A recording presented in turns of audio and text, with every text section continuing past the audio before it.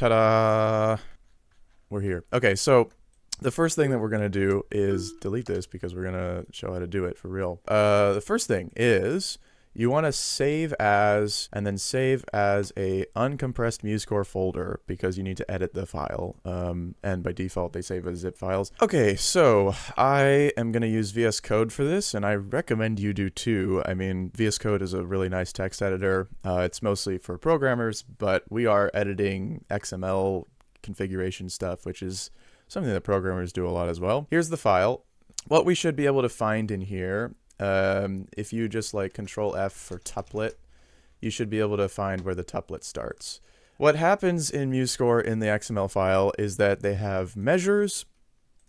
Within a measure, they have a voice, which in this case, we only have one voice. A voice does not correspond to a single note line because actually the notes are stored as chords. So even though these are single notes, like this little block here represents this note.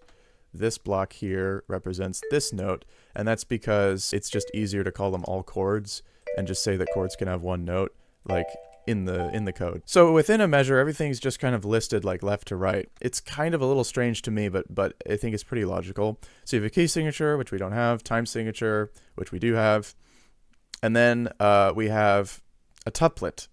So we have this tuplet block that tells us that we are initiating a tuplet.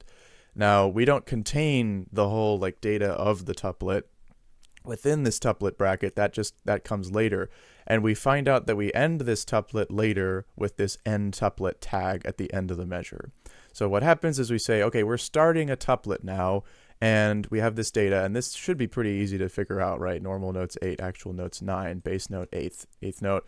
This number type here, that's the thing that lets it be a ratio. So if you don't have number type 1, it won't show up as a ratio. Even if your text field here has, whatever, colon, whatever, you need to have number type 1 to make the ratio pop up. But that's just like a styling thing. That's just a visual thing. So we start the tuplet, we have each note, beautiful. So what we can do to make this a little easier on ourselves, although we're going to need to edit quite a few things, is first in here, try to make a nested tuplet of some kind, right? So let's say we make this tuplet.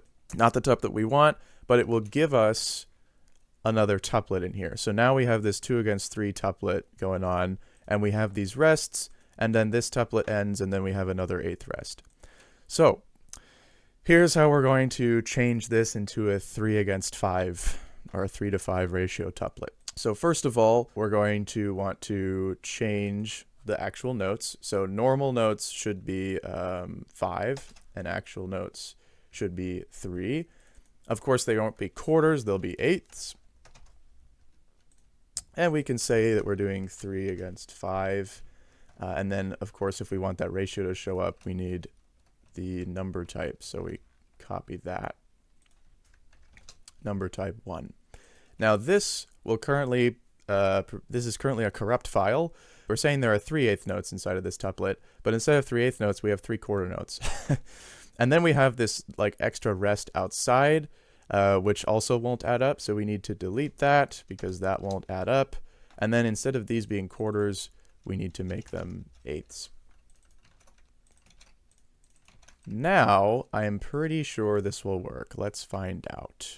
I don't know if there's a way to just like refresh, but what I just do is close it and reopen it. Yeah, it is loading. Perfect. And so now we have this. Once you're here, then you can just edit notes and like it'll save properly. So I can go, right, and I can save that and it'll put the notes in here instead of rests. And you're good to go. So that's how you do it.